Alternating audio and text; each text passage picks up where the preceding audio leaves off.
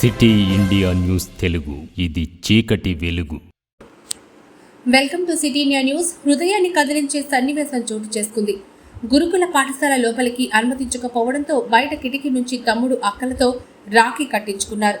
ఈ సమయంలో తండ్రి భుజంపై బాలుడు కూర్చునే సన్నివేశం అందరినీ కదిలిస్తోంది. వివరాల్లోకి వెళ్తే మంచిర్యాల జిల్లా రామకృష్ణాపూర్ సోషల్ వెల్ఫేర్ గురుకుల పాఠశాలలో అశ్విక, సహస్ర అనే ఇద్దరు చిన్నారులు చదువుతున్నారు.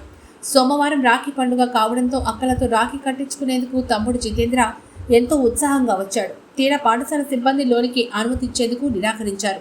దీంతో చేసేదేమీ లేక తండ్రి భుజంపైకెక్కి కిటికీల నుంచి అక్కలతో రాఖీ కట్టించుకున్నాడు. ఈ సమయంలో అక్కడే ఉన్న కొందరు ఫోటోలు, వీడియోలు తీసి సోషల్ మీడియాలో పోస్ట్ చేశారు. ఇది కాస్త వైరల్ కావడంతో వీడియో చూసిన అందరూ అక్క తమ్ముడి ప్రేమను ప్రశంసించడంతో పాటు పాఠశాల సిబ్బందిపై మండిపడుతున్నారు.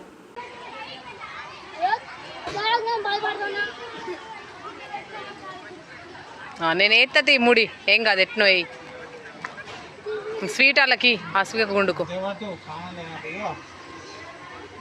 ఆ తమ్ముని పెట్టులు ఇద్దరు